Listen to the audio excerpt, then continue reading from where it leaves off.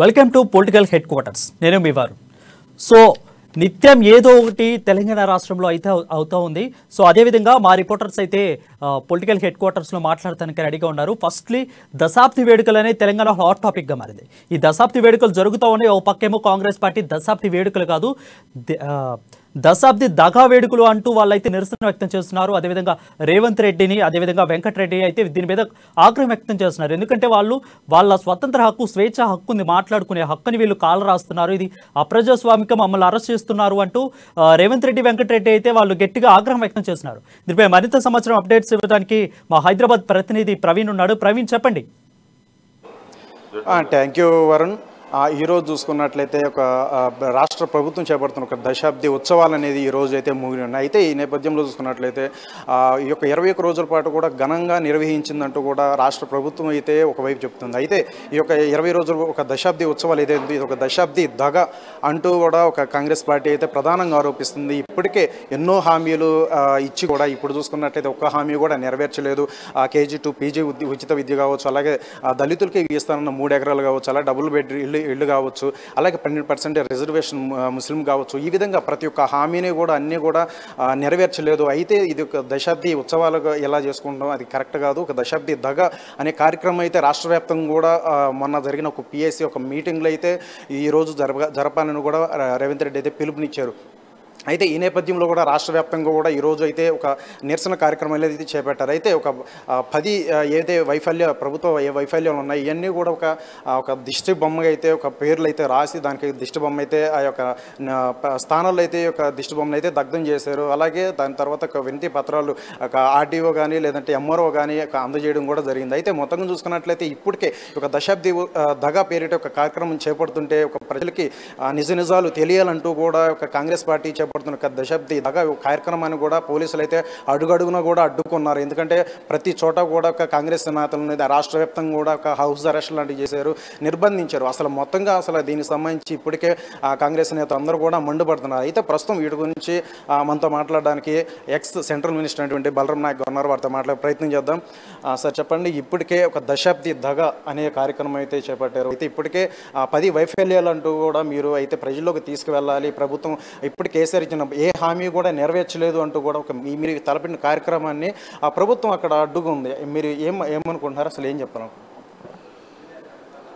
దశాబ్ది ఉత్సవాలంటే government ఎంప్లాయీతోని, revenue department వాళ్ళతోని, police డిపార్ట్మెంట్తోని దశాబ్ది ఉత్సవాలు ఎక్కడైనా జరుపుకున్నది ఎక్కడైనా చూశారా? ఎలక్ట్రికల్ డిపార్ట్మెంట్ కానీ, ఇరిగేషన్ వాళ్ళకి కానీ, ఎంప్లాయీస్ కానీ, లెక్చరర్స్ ప్రొఫెసర్తో కూడా జరుపుకుంటున్నారు. ఇదేమైనా రాజ్యమా? ఇదేమైనా జగ్గలా? ప్రజాస్వామ్యంలో దశాబ్ది ఉత్సవాలు జరుపుకుంటే 10వ సంవత్సరం అయిన తర్వాత తెలంగాణ వచ్చి 10 సంవత్సరాలు అయింది. తెలంగాణ ఇచ్చిన సోనియా గాంధీకి పాలాభిషేకం చేస్తే అది మంచిది.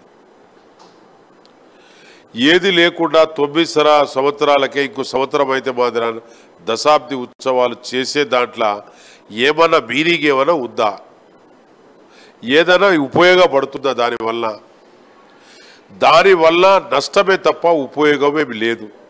దశాబ్ది ఉత్సవాలు ఎప్పుడు చేసుకోరావాలంటే బర్త్డే వస్తే బర్త్డే రోజు చేసుకుంటారు. బర్త్డే రోజు ఫస్ట్ అమ్మ కాలు మొక్కి, తల్లిదండ్రుల కాలు మొక్కి వాడు బర్త్డే జరుపుకుంటుంటాడు.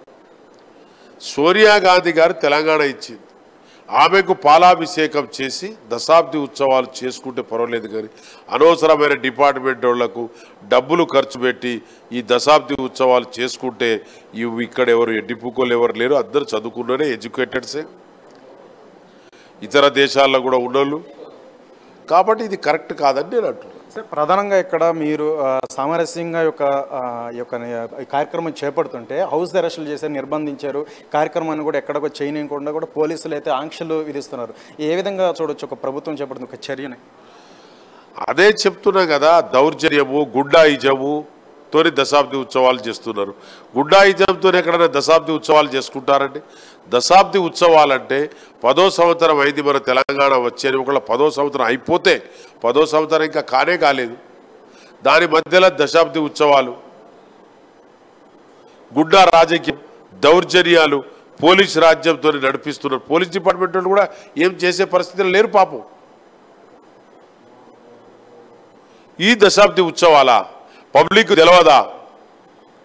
ఎన్ని చేసినా రాబోయే కాలంలో డిసెంబర్లో ఆయన ఖతం అయిపోతాడు. సార్ చివరిగా చెప్పండి సార్, ఈ యొక్క కాంగ్రెస్ పార్టీ అయితే ఎట్టి పరిస్థితుల్లో మేము అధికారంలో వస్తామని చెప్పేసి మీరు అంటున్నారు. ఇప్పటికే ప్రతి రంగంలో కూడా ఒక అభివృద్ధి సాధించాం కాబట్టి ఒక దశాబ్ది ఉత్సవాలు చేస్తున్నాం, ఇంకా ప్రజల్లోకి మరింత ముందుకెళ్తాం, రాబోయేది కూడా హ్యాట్రిక్ సాధిస్తామంటే ఒకవైపు కేటీఆర్ పలు సభల్లో అయితే చెప్తున్నారు. నిజంగానే మరి ఆ కేటీఆర్ అన్న మాటలుగా మరి ప్రజలందరూ కూడా ప్రతి రంగంలో అభివృద్ధి సాధించడం కూడా మరి బీఆర్ఎస్ పార్టీకి మరి ఓటేస్తారా? మీరేమో కర్ణాటక ఎన్నికల్లో ఇక్కడ మేము రిప్లేస్ చేస్తాం కూడా, అటువంటి ఇంకా అధిక మెజారిటీ కూడా వస్తుందని మీరు అంటున్నారు. సరే, ఏ విధంగా చూడొచ్చు మరి అధికారంలో కాంగ్రెస్ పార్టీ వస్తుంది? మరి డెఫినెట్గా కాంగ్రెస్ పార్టీ వస్తుంది. ఎందుకు వస్తుందంటే నిత్యావసర వస్తువులు చూడండి, జేఎస్టీ చూడండి, వాళ్ళు చేసిన అప్పుల పాలు చూడండి, ఇవన్నీ కరప్షన్ చూడండి, ఇవన్నీ తెలుసుకుంటే తప్పకుండా కాంగ్రెస్ పార్టీ వస్తుంది. ఇప్పుడు ప్రజలు కాంగ్రెస్ పార్టీ గెలిపించారనుకోండి, ఒకవేళ గెలిపిస్తారు 100%. గెలిపిస్తున్నప్పుడు కరప్షన్ మీదనే కదా ఉండేది. లేకపోతే ఎందుకు గెలిపిస్తారు ప్రజలు కాంగ్రెస్ పార్టీని గెలిపిస్తున్నారంటే తప్పకుండా కరప్షన్ ఎక్కువ పెరిగింది. ఈ రాష్ట్రానికి ఏమేమి చేస్తున్న దౌర్జన్యాలు, పోలీస్ దౌర్జన్యం కానీ, రియల్ ఎస్టేట్ల ఎమ్మెల్యేలు చేస్తున్నది కానీ, అన్ని దౌర్జన్యాల పట్ల కాంగ్రెస్ పార్టీ గెలుస్తుంది. సార్, ఈ షబ్బీర్ అలీని కూడా హౌస్ అరెస్ట్ చేశారు, ఏ విధంగా చూడవచ్చు? షబ్బీర్ అలీని హౌస్ అరెస్ట్ చేయడం ఇది కరెక్ట్ కాదు. ఎందుకంటే ఆయన చేసిన పని దౌర్జన్య పనిగా, దేవుడి దగ్గర ఏదో వాళ్ళ కార్యక్రమాలు ముస్లింలు నాకు డీటెయిల్గా తెలియదు చేస్తున్నాడు. దానికి హౌస్ అరెస్ట్ చేయడం ఇది కరెక్టా? కాదు కదా. హౌస్ అరెస్ట్ చేయడం కరెక్ట్ కాదు కదా. కాబట్టి అట్లా చేస్తున్నారు దౌర్జన్యాలు ఏదైనా. రైట్, చూసాం కదా ఇప్పటికే ఒక దశాబ్ది ఉత్సవాలు అనే దశాబ్ది ఉత్సవాలు చేయడము ఇది ఎంతవరకే కూడా కరెక్ట్ కాదు. ఒక దశాబ్ది దగా చేశారు. ఇక 9 ఏళ్ళ చూసుకున్నట్లయితే ఎటువంటి అభివృద్ధి అనేది ఏ రంగంలో కూడా సాధించలేదు. ప్రజలందరూ కూడా గమనిస్తున్నారు. ప్రజలందరూ కూడా ఇక కాంగ్రెస్ పార్టీ అధికారంలో రావాలంటూ కూడా ఇప్పుడైతే అనుకుంటున్నారు. అయితే రాష్ట్రం తెలంగాణ ప్రజలందరూ కూడా వచ్చేది ఒక అధికారం పార్టీ వచ్చేది కాంగ్రెస్ పార్టీ. ప్రజలందరూ కూడా వేచి ఉన్నారు కేసీఆర్ని గద్దె దించడానికి అంటూ కూడా ఒక బలరాం నాయక్ మాటలు అయితే విన్నాం.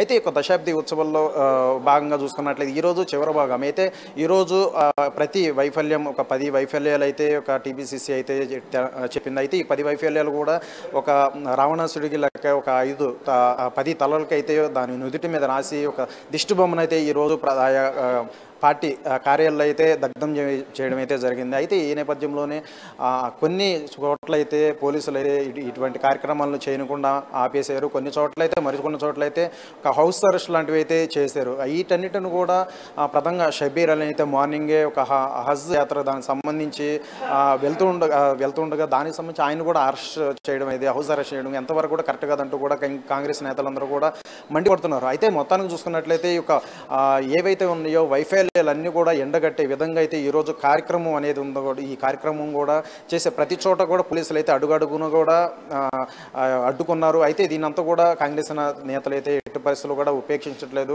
ఈ యొక్క రాజ్యం గూండా రాజ్యంగా ఉంది, అలాగే ఒక నియంత పాలన ఉంది. ఒక పోలీసులు కూడా ఒక ప్రభుత్వం కేసీఆర్కి అయితే తొత్తుగా పనిచేస్తున్నారు. ఈ విధంగా ఉన్నారు. రాబోయేది మాత్రం ఎట్టి పరిస్థితుల్లో డిసెంబర్ స్టార్టింగ్లో మాత్రం కాంగ్రెస్ పార్టీ అధికారంలోకి వస్తుంది. ఏదేమైనా సరే పేదల పార్టీ అయితే పేదల పార్టీ కాంగ్రెస్ పార్టీ పేదల గురించి ఏ విధంగా అయితే ఏవైతే కలలు కన్నారో తెలంగాణ తెచ్చుకున్నారో అది ఇప్పటికి కూడా ఏమాత్రం కూడా సాకారం అవ్వలేదు. అటువంటి సాకారం ఏది కేవలం కాంగ్రెస్ పార్టీ వల్లనే అవుతుంది. ఈసారి ఒక్కసారి కూడా చూడండి, కర్ణాటక ఎన్నిక ఫలితాలు అయితే జోష్లో ఉన్న నేపథ్యంలో అయితే ప్రతి పని కూడా అయితే కాంగ్రెస్ పార్టీ అయితే ముందుకు వెళ్తూ ఈ విధంగా అయితే జనాల గుండెల్లోకి అయితే వెళ్తుంది. ఈ విధంగా ఈరోజు కార్యక్రమం అయితే ప్రజలకి తెలిసే విధంగా అయితే ప్రభుత్వ వైఫల్యాలు అయితే తెలిసే విధంగా ఈ కార్యక్రమం అయితే చేపట్టడం అయితే జరిగింది. వరుణ్.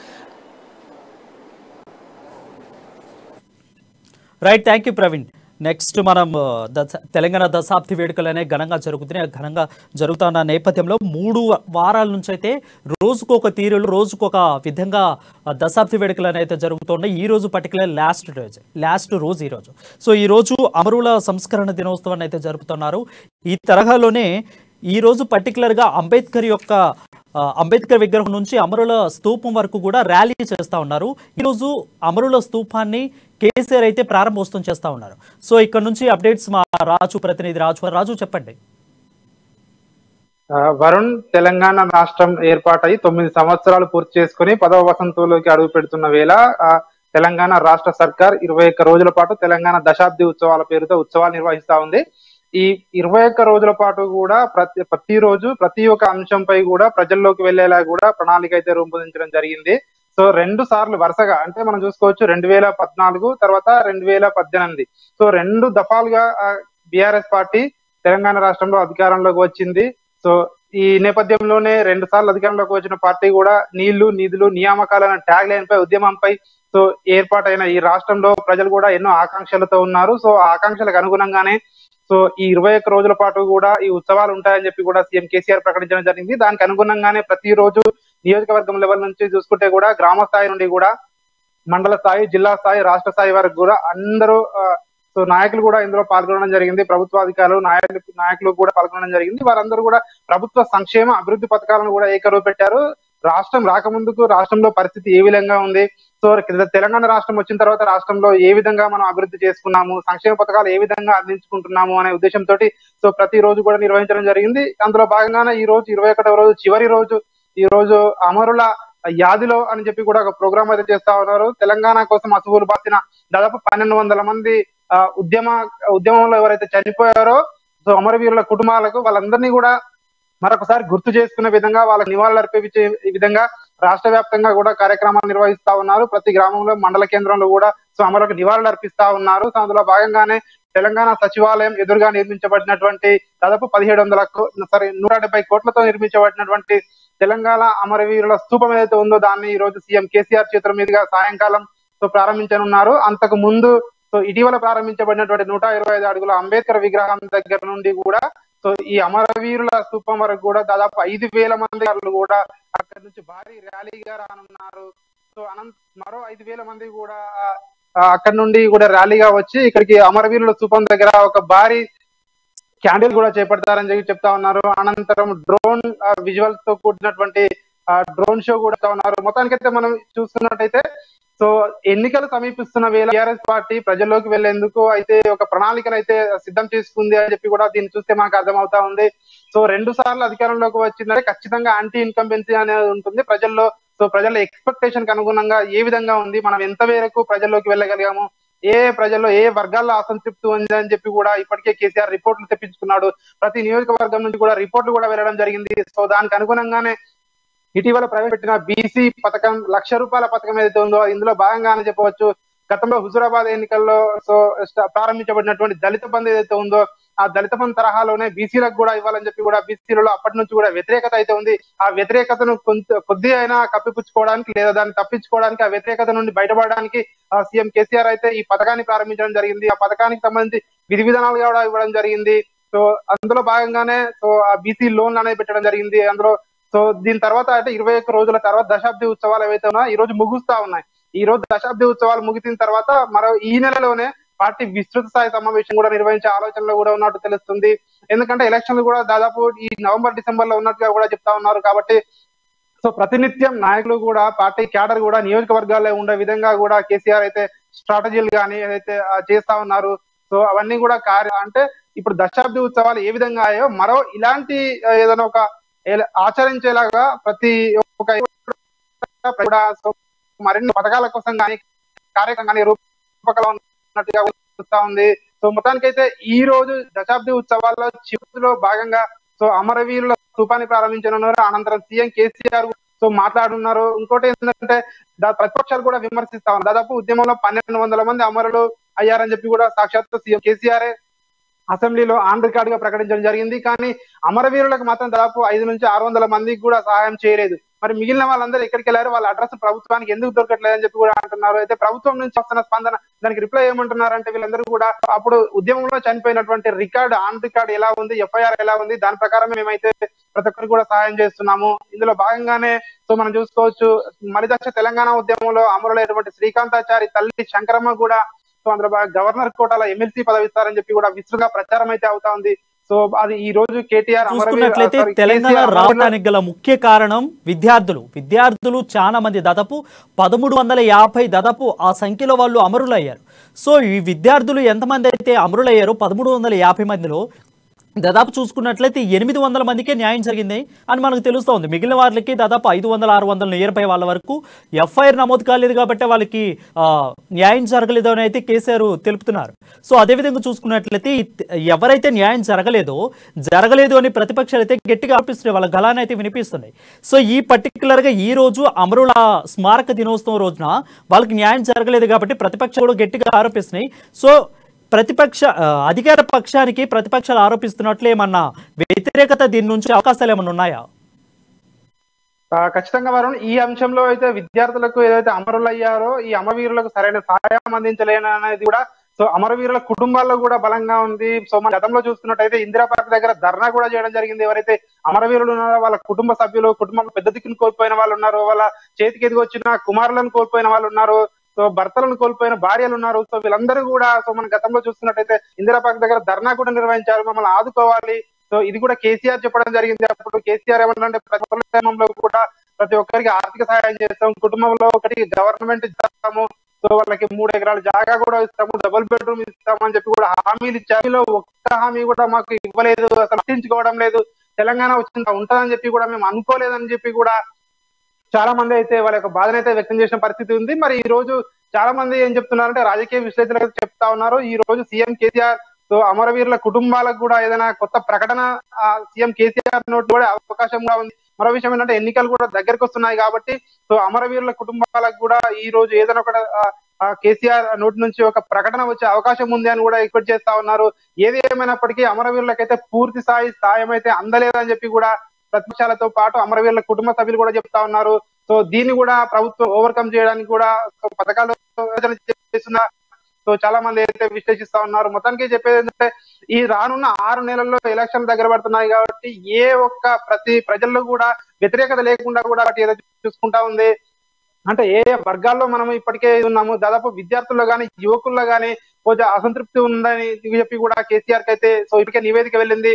సో ఈ దశాబ్ది ఉత్సవాల అనంతరం యువకులకు విద్యార్థులకు సో చేరువయ్యే విధంగా కూడా సో ఒక కార్యక్రమాన్ని ఒక ప్రణాళిక కూడా రూపొందించారు, ఇప్పటికే సిద్ధమైంది అని చెప్పి కూడా రంగవరం నుంచి కూడా మనకైతే సమాచారం అంతా ఉంది. సో దాదాపు ఇంకొక 2-3 రోజుల్లోనే దాదాపు సో మళ్ళీ ఒక కొత్త ప్రణాళికతోటి ప్రజల్లోకి వెళ్లే ఎమ్మెల్యేలు కానీ ప్రజా ప్రతినిధులు కానీ అధికారులు కానీ మళ్ళీ బీఆర్ఎస్ పార్టీలోకి తీసుకువెళ్లే విధంగా సో ఉండే రకంగా కూడా కార్యాచరణ సిద్ధం చేశారు. సో దాని యొక్క అమలు కూడా 2-3 రోజుల్లో ఉంటుందని చెప్పి కూడా చెప్తున్నారు. సో ఏదేమైనప్పటికీ ప్రభుత్వం కూడా చూస్తా ఉంది, ప్రభుత్వ వ్యతిరేకత లేకుండా చూస్తా ఉంది. అందులో భాగంగానే ఇటీవల కూడా కేసీఆర్ ప్రకటించారు, ఎవరైతే డబుల్ బెడ్రూమ్ అందరికీ రాలేదు కాబట్టి 3 లక్షల సొంత జాగా ఉంటే 3 లక్షల ఆర్థిక సాయం కూడా చేస్తామన్నారు. సో ఆ గృహలక్ష్మి పథకం కూడా సో అది ఈ నెలలోనే దాదాపు సో అది కూడా అమలులో కానుందని కూడా చెప్తా ఉన్నారు. అదే విధంగా పెన్షన్లు కూడా సో మనం చూస్తున్నట్టు దివ్యాంగులకు ఇచ్చే 3016 రూపాయలు 4016 చేయడం జరిగింది. అంటే ప్రతిపక్షాలకి ఎక్కడా కూడా అవకాశం లేకుండా ఖచ్చితంగా సో మళ్ళీ హ్యాట్రిక్ కొట్టే విధంగా కూడా సో యొక్క పథకాలన్నీ కూడా రూపొందిస్తా ఉన్నారు. సో అదే విధంగా కూడా ప్రజలకు వెళ్తున్నారు. అంటే నాడు నేను అనే దాన్ని కూడా ప్రజల్లోకి తీసుకెళ్తున్నారు. తెలంగాణ రాకముందుకు ఎలా ఉండే, తెలంగాణ వచ్చిన తర్వాత ఏ విధంగా ఉంది, సో ఏ రంగాల్లో మనం ఎంత అభివృద్ధి చెందమని చెప్పి కూడా లెక్కలతో సహా కూడా అందరూ కూడా వర్గాల్లో ఏకరూపు పెడతా ఉన్నారు. ముఖ్యంగా సంక్షేమ పథకాలను కూడా బాగా పరిస్థితి ఉంది. పెన్షన్లు కానీ ఈ రైతు బంధు కానీ రైతు బీమా కానీ వీటిని బాగా చెప్తా ఉన్నారు, ప్రజల్లోకి తీసుకెళ్తా ఉన్నారు. సో దీన్ని బట్టి అర్థమయ్యేది ఏంటంటే ఖచ్చితంగా ఇంకా ఇలాంటి పథకాలు కూడా మరిన్ని ప్రవేశపెట్టే ఆలోచనలు ఉన్నట్టుగా కూడా ఆలోచనలు ఉన్నట్టుగా కూడా తెలుస్తా ఉంది వరుణ్. సో మనం నెక్స్ట్ చూసుకున్నట్లయితే తెలంగాణ రాష్ట్రంలో ఎన్నికలు అనేవి దాదాపు 5 నెలలు ఉన్నాయి. ఈ 5 నెలల కోసం గడప గడపకు అని వివిధ రకాలుగా అయితే ప్రతిపక్షాలు అదేవిధంగా అధికార పార్టీ కూడా సన్నాహాలు అయితే రచిస్తూ ఉన్నాయి. సో ఈ నేపథ్యంలోనే కేంద్ర ఎన్నికల సంఘం అయితే ఈరోజు హైదరాబాద్ చేరుకుంది. ఇవాళ అయితే ఎన్నికల కమిషనర్ వికాస్ రాజ్తో భేటీ కానుంది. రేపు ఎస్పీ లేదా కలెక్టర్ ఇద్దరితో సమావేశం ఏర్పాటు చేస్తారు. ఆ తదుపరి నెక్స్ట్ చీఫ్ సెక్రటరీతో ఎన్నికల బృందం అయితే భేటీ కానుంది. సో ఎన్నికలకైతే ఖచ్చితంగా ఏర్పాట్లు అనేది చేస్తున్నట్లు సిఈసి తెలిపింది. దీని మీద మరింత అప్డేట్స్ మా ప్రతినిధి హరీష్ అందిస్తాడు. హరీష్ చెప్పండి.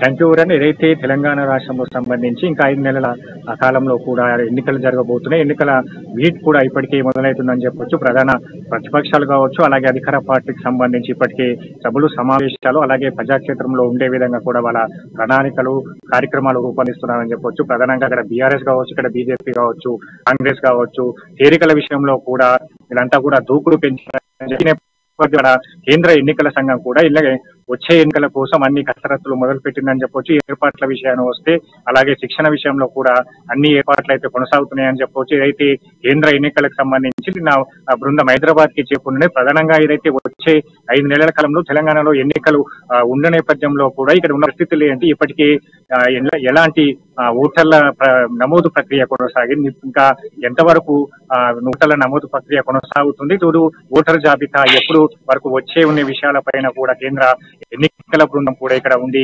నిర్వహించనున్నారు. ప్రధానంగా చూడవచ్చు, ఏదైతే నిన్న కేంద్ర ఎన్నికల సంఘం సంబంధించిన బృందం అయితే నిన్న వచ్చింది. వీరికి 4 రోజుల పాటు ఇక్కడ హైదరాబాద్ లో ప్రధానంగా ఉండనున్నారు. ఈ నేపథ్యంలో కూడా ఈ రోజు రాష్ట్ర ఎన్నికల సంబంధించిన చైర్మన్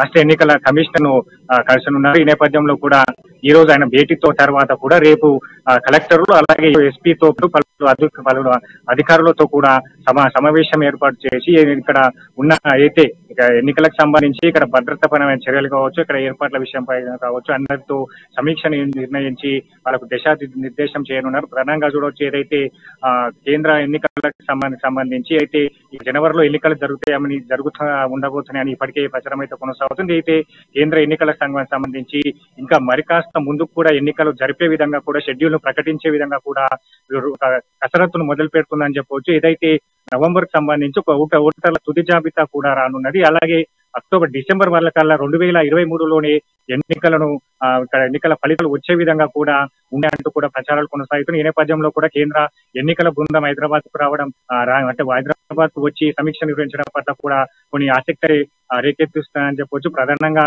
చూడవచ్చు, ఏదైతే ఇక్కడ ఎస్పీలు కావచ్చు, అలాగే ఒకే చోట 3 సంవత్సరాల కాలంగా కూడా పనిచేస్తున్న ఉద్యోగులంతా కూడా వేరే చోటుకి బదిలీ చేయాలనే కేంద్ర ఎన్నికల సంఘం కూడా ప్రభుత్వానికి సిఫార్సు చేసింది. ఈ నేపథ్యంలో కూడా దీనికి సంబంధించి వచ్చే నెల 31 తేదీతో పాటు వీళ్ళ బదిలీల ప్రక్రియ కొనసాగనున్నది. అలాగే ఏదైతే కేంద్ర ఎన్నికలకు సంబంధించి రాష్ట్ర ఎన్నికల సంఘం ఎలాంటి కసరత్తు మొదలుపెట్టింది, ఎన్నికలకు ఎలాంటి వ్యూహాలను ఎలాంటి జాగ్రత్తలు తీసుకోబోతుంది, ఇప్పటికే ఈవీఎంల పనితీరు కావచ్చు, అలాగే కేంద్ర ఎన్నికలకు సంబంధించిన ప్రవర్తన నియమాలు కావచ్చు, అలాగే పకడ్బందీ చర్యలు కావచ్చు, ఏదైతే రాజకీయ పార్టీలు ప్రలోభ పెట్టేందుకు కూడా డబ్బులు పంపిణీ విషయంలో సంబంధించిన కార్యక్రమాల పట్ల ఎలాంటి వ్యూహంతో ఉన్నది, ఇక్కడ పోలీసు శాఖ నుంచి కావచ్చు, అలాగే అధికారుల నుంచి కావచ్చు, ఎలాంటి అంటే ఏర్పాట్ల విషయంలో కూడా ఇలాంటి అంశాలను తీసుకుంటున్నారు. దానిపైన కూడా చర్చించి వాళ్ళకు సమాలోచన జరిపే అవకాశం కనిపిస్తుంది. అలాగే ఇక్కడ పోలీసు శాఖ కూడా అన్ని విధాలా కూడా అధికార భద్రతాపరమైన చర్యల విషయాల పట్ల కూడా వాళ్ళతో సమాలోచన జరిపి వాళ్ళకు దిశానిర్దేశం చేయనట్టుగా తెలుస్తుంది. ప్రధానంగా 4 రోజుల పాటు కేంద్ర ఎన్నికల బృందం అయితే ఇక్కడ హైదరాబాద్ లో ఉండనున్నారు. ఈ నేపథ్యంలో కూడా ఇప్పటికీ తుది ఓటర్ జాబితా ప్రక్రియ కూడా ఇంటింటికి అంటే ఎన్నికలకు సంబంధించి రాష్ట్ర ఎన్నికలకు సంబంధించిన కూడా ఇంటింటికి వెళ్లి వాళ్ళకి ఓటర్ల జాబితా ప్రక్రియ కూడా చేపడుతున్న పరిస్థితి కనిపిస్తుంది. అది రేపటితో కూడా ముగియనున్నది. అయితే ఈ నేపథ్యంలో ఇప్పటి వరకు 2.2 కోట్ల వరకు ఓటర్లుగా ఉన్నారు. వారంతా కొత్తగా కొత్త ఓటర్లు నమోదయ్యే వారి ఇంకా ఏదైతే పలు కారణాలతో మరణించిన వారి సంఖ్య పరంగా కూడా తగ్గించిన ఓటర్లు ఇదంతా కూడా ఒక జాబితా రూపొందించి వచ్చే నెల 31 తేదీలోగా ఇక్కడ తుది ఓటర్ల జాబితా ప్రకటించే అవకాశం కనిపిస్తుంది. అలాగే నవంబర్ లో ఎలక్షన్ సంబంధించి కేంద్ర ఎన్నికల సంఘం ఒక షెడ్యూల్ అయితే విడుదల చేయనున్నది. ఈ నేపథ్యంలో కూడా అయితే అంటే జనవరిలో కాకుండా ఒక నెల రోజులు ముందుగానే కూడా ఎన్నికలు జరగనున్నాయని చెప్పేసి కూడా ఇక్కడ రాజకీయ వర్గాల్లో ఒక ఊహాగానాలు ఒక ఆసక్తిని అయితే రేకెత్తుతుందని చెప్పవచ్చు. ఇది ఎన్నికల ఈ బృందం అయితే ఇప్పటికీ అన్ని కసరత్తులు మొదలు పెట్టింది. ఇక్కడ రాష్ట్ర ఎన్నికల సంఘానికి సంబంధించి 4 రోజుల పాటు వాళ్ళు తీసుకున్న నిర్ణయాలు, అలాగే వారు చేపట్టవలసిన చర్యలనంతా కూడా రాష్ట్ర ఎన్నికల కమిషనర్ కు ఎన్నికల సంఘానికి చేరనున్నారు. అలాగే ఏదైతే అధికారులతో పాటు చీఫ్ సెక్రటరీతో ఈ నెల 24వ తేదీన చీఫ్ సెక్రటరీతో కూడా సమావేశం ఏర్పాటు చేయనున్నారు. ప్రధానంగా రాష్ట్రానికి సంబంధించిన ఎన్నికల నియమావళి ఎలా ఉండబోతుంది, ఎలాంటి అంశాలను భద్రతాపరమైన అంశాలు కావచ్చు, అలాగే ఈవీఎంల విషయంలో కావచ్చు, అన్ని అంశాలను కూడా సిఎస్ తో కూడా చర్చలు జరిపే అవకాశం కల్పిస్తుంది. ప్రధానంగా ఏదైతే ఈ 4 రోజుల పాటు కేంద్ర ఎన్నికల సంఘం పలు సూచనలు రాష్ట్ర ఎన్నికల సంఘానికి తెలియజేసే అవకాశం అయితే కనిపిస్తుంది. Right, thank you Harish. అది సిఈసి అయితే ఎన్నికల ప్రణాళిక అయితే సిద్ధం చేస్తుంది. కేంద్ర ఎన్నికల సంఘం అయితే హైదరాబాద్కు చేరుకుంది, పరిశీలన చేస్తుంది, ఎలా ఏర్పాట్లు చేస్తున్నారో అనేది చూస్తూ ఉంది. కొందరితో అయితే భేటీ కానుంది. నెక్స్ట్ మనం వచ్చేసరికి బీజేపీ, భారతదేశంలో బీజేపీ అనేది పెద్ద హాట్ టాపిక్. సో కొన్ని చరిత్రలు అయితే బీజేపీ సృష్టించింది. దాదాపు 370 ఆర్టికల్ కానీ, ట్రిపుల్ తలాక్ కానీ ఇలాంటి చరిత్ర సృష్టించే ప్రణాళిక అయితే ఎప్పుడు బీజేపీ ముందుంటుందని అనుకోవచ్చు. సో అదేవిధంగా ఎన్నికల ప్రక్రియలో దాదాపు ఒక్క రోజులో 35 లక్షల ఇళ్ళని పర్యటించి ఇళ్ళ దగ్గర ఉన్న ఇళ్ళని కలిసి వాళ్ళతో మాట్లాడే విధంగా చరిత్ర సృష్టించాలని అయితే చూస్తుంది బీజేపీ. సో అదేవిధంగా ఒక్క రోజులో దాదాపు 35 లక్షల ఇండ్లని పర్యటించాలని చూస్తుంది. సో ఈ నేపథ్యంలోనే ఇవాళ అంబర్పేటలో ఇంటింటికి బీజేపీ కార్యక్రమంలో కిషన్ రెడ్డి పాల్గొన్నారు. అదేవిధంగా కరీంనగర్లో బండి సంజయ్ కూడా పాల్గొన్నారు.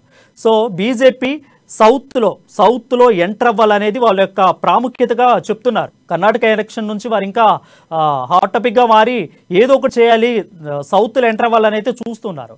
సో ఈ క్రమంలోనే అధికార పక్షం అదేవిధంగా కాంగ్రెస్ అయితే గట్టిగా ఆరోపిస్తుంది, మీకు బూత్ మెంబర్లే లేరు, ఇంకా మీరు అధికారాన్ని చేజిక్కించుకుంటారా అన్న ప్రక్రియలో వాళ్ళైతే ఆరోపిస్తున్నారు. ఆ క్రమంలోనే ఇంటింటికి బీజేపీ అనే కార్యక్రమాన్ని చేపట్టారు. సో దీనిపై మరింత సమాచారం మా బ్యూరో చీఫ్ కృష్ణమూర్తి అందిస్తాడు.